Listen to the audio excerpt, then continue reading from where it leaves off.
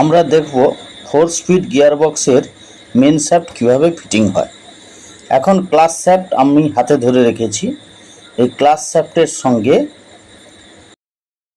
3 নম্বর গিয়ারটা আমরা এই লাগালাম এবং তার সঙ্গে সিঙ্ক্রোনাইজার রিংটা বসানো হলো।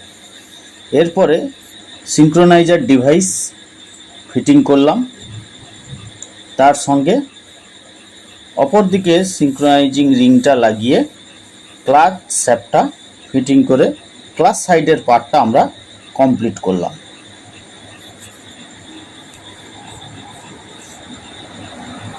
এবারে এই যে পার্টটা ধরে রেখেছি সেটা দিয়ে আমরা ফার্স্ট, থার্ড এবং ফোর্থ দুটো ফিটিং করব।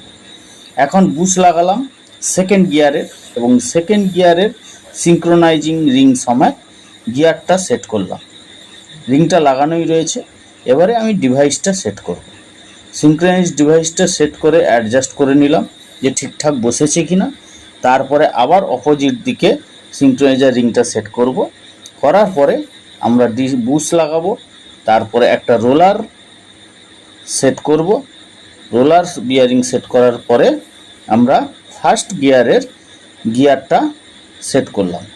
তারপরে আমরা ডিস্টেন্স পিস লাগাবো। ডিস্টেন্স পিস লাগানোর পরে আমরা একটা বল বিয়ারিং ফিটিং করব। ফিটিং করার পরে ব্যাক গিয়ারের বড় পেনিয়ানটাকে আমরা সেট করব। আমাদের কমপ্লিট হলো 4 স্পিড গিয়ার বক্সের মেন শ্যাফট ফিটিং করা।